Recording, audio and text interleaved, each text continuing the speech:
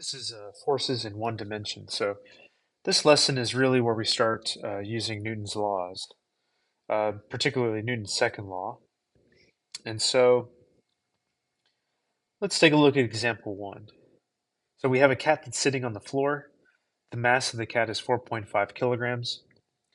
And question A, or part A, says draw a free body diagram for the cat. So a free body diagram, remember, is a dot or a box. We represent the cat with a dot, and we're trying to show all of the forces on the cat. And so if you haven't seen the lesson on, well, first of all, if you haven't seen the lesson on free body diagrams, go back and check that out. And you have to know about the 5 types of forces that we're using uh, for these situations. Well, the cat has a gravitational force, which is mg. We call it mg because that's how you calculate the gravitational force. It's how strong the force of gravity is pulling on you, pulling on some object, which is mass times g. And so g is a number. It's the gravitational field near the surface of the Earth, which is where we are, which is where the cat is in the problem. And so g is actually equal to about 9.8 newtons per kilogram. But in this class, we're going to round this off to about 10, and it makes our math really easy. So we're going to use g is equal to 10, and g is always 10. So as we do example 1, 2, 3, as you do your assignments, whenever you see g and we're ready to plug in numbers, we'll put in 10. So here we'll just label it as mg. The floor puts an upward force on the cat,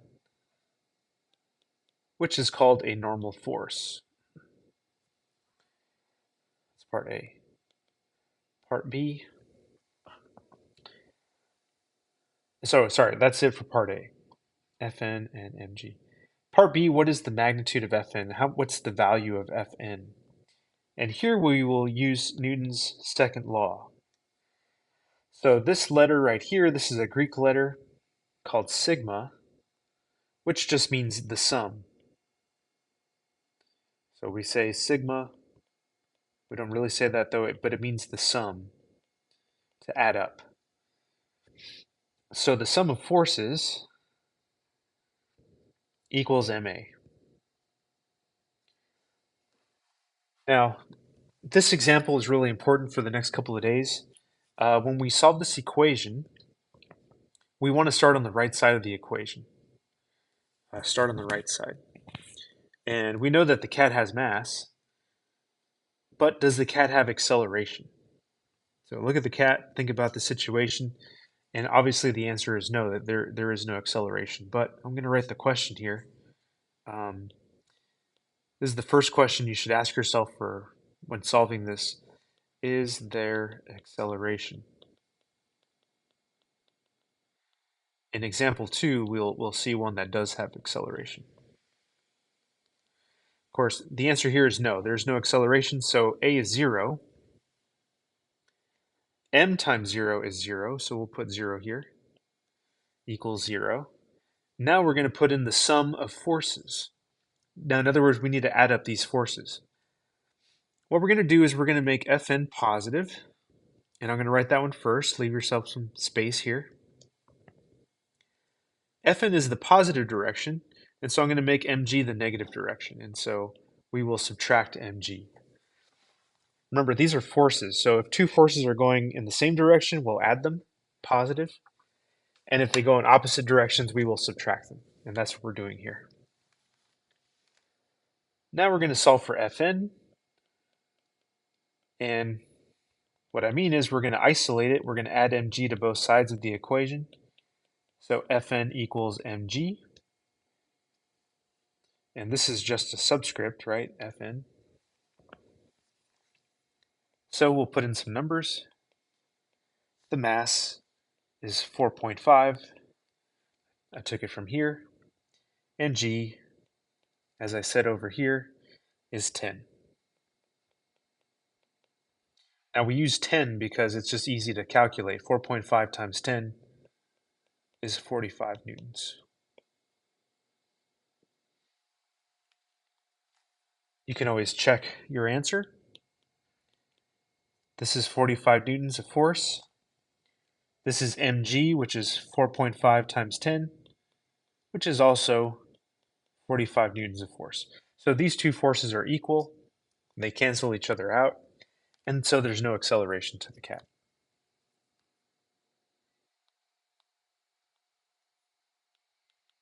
I'm going to keep going here. Feel free to pause the video at any time. Part C says writing Newton's third law pair of forces for this example. So what we do is we find two objects in the problem. Here's the cat, and here's the floor. And we say the cat pushes down on the floor.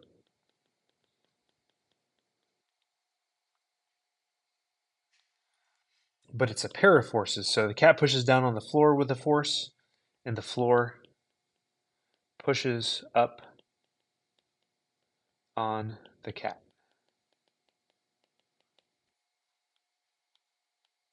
Cat pushes down on the floor pushes up on the cat. And that's how we write a statement. Newton's third law pair of forces statement.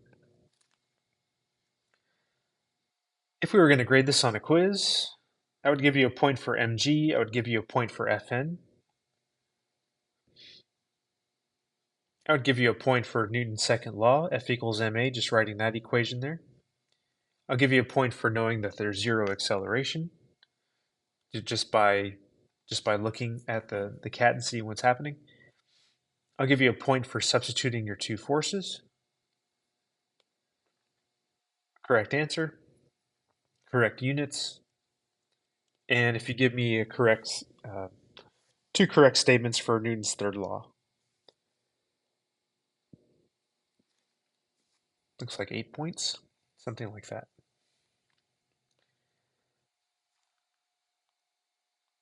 Cool, let's keep going. Let's try another one. This is example 2. A cat is in an elevator, and the cat and the elevator, everything is accelerating at 2 meters per second squared. There's a little typo there.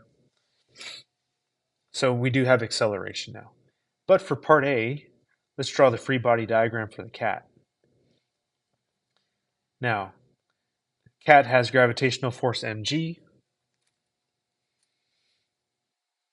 There is an upward acceleration, and so I do need a force to going up, and it needs to be longer than the downward force. And what is pushing the cat up? Is it the string or is it the floor of the elevator? And it's the floor of the elevator, which is a normal force, right? Not a tension force, just a normal force. And that's part A. That's finished. Question B now, we're going to use Newton's second law. Let's try that again. Not bad. The sum of forces equals ma. We ask ourselves that same question. Is there acceleration? There is. And so you don't do anything special. You just keep ma. We're going to substitute it later. Now we're going to add the two forces.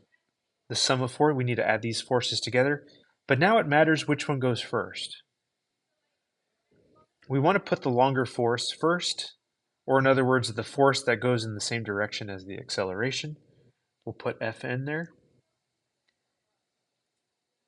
And now we're not going to add mg so much as we're going to subtract it, because they're going opposite directions again. We subtract them. Now we're trying to solve for Fn, so we will take ma. We're going to add mg to both sides. Sorry, I should have shown that. Plus mg.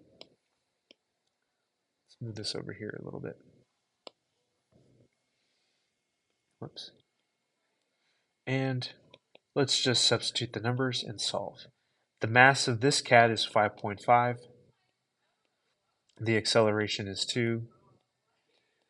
The mass is 5.5 again. Ng is 10. Cool, that's 11 plus 55. Yeah, which is 66 newtons.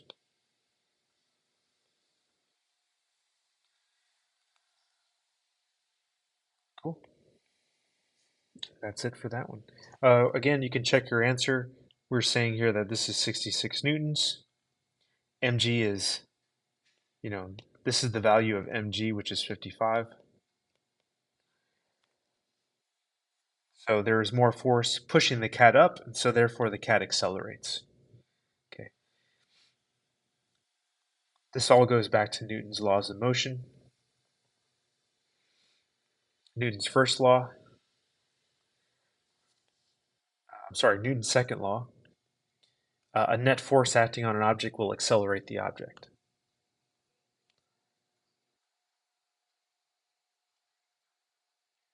So this is what we mean by net force. There is more force putting in this, pushing the cat in that direction. So there is an acceleration. Cool. And then here's the last one. It's a pumpkin on a rope, and it is being accelerated downward. The acceleration is 1.5 meters per second squared. The mass of the pumpkin is 6. So we'll draw a free body diagram for the pumpkin.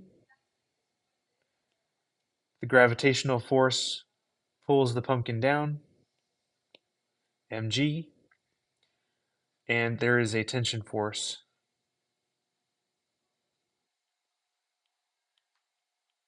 pulling up on the pumpkin. But we should notice that there is acceleration downward, and so that's the reason why I drew the tension force a little bit smaller and this one a little bit bigger. There needs to be more net force, which is providing that acceleration for the pumpkin downward. But I want to know, what is the tension force? What's the magnitude of it? So we'll do part B here. We're going to use Newton's second law.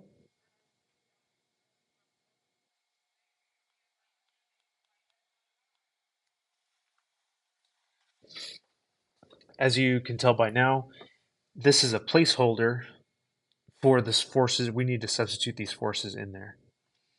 So this symbol, doesn't have to look scary. It just means we're going to replace it with these. We ask ourselves, is there acceleration? Which there is.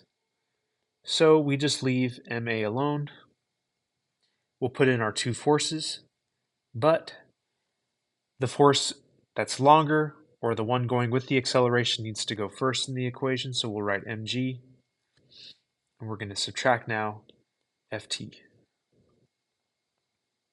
rather than the other way. We need to solve for ft, but there's a negative in front of it. I'd like the equation to say ft equals, something. But if we move the ft right now, it would have a negative. We don't want to deal with it like that.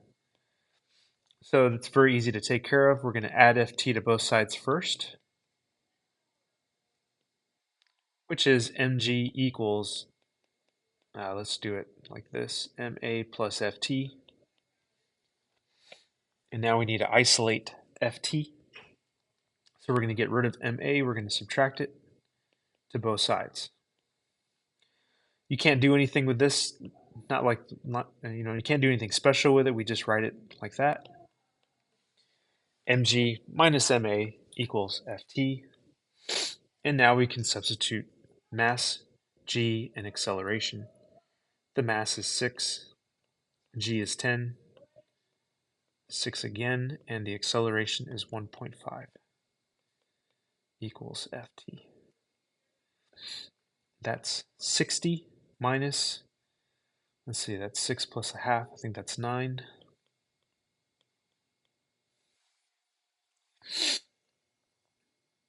Sixty minus 9 is 51 newtons of force.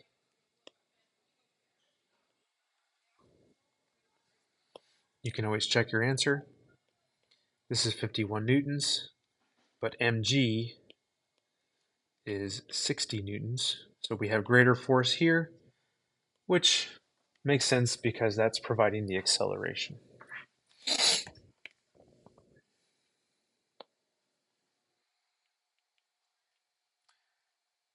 For the Newton's third law, go back and look at this example. Cat pushes down on floor, floor pushes up on cat. Here we can say pumpkin pushes down on rope. Pumpkin's pulling the rope down. The rope pulls up on pumpkin.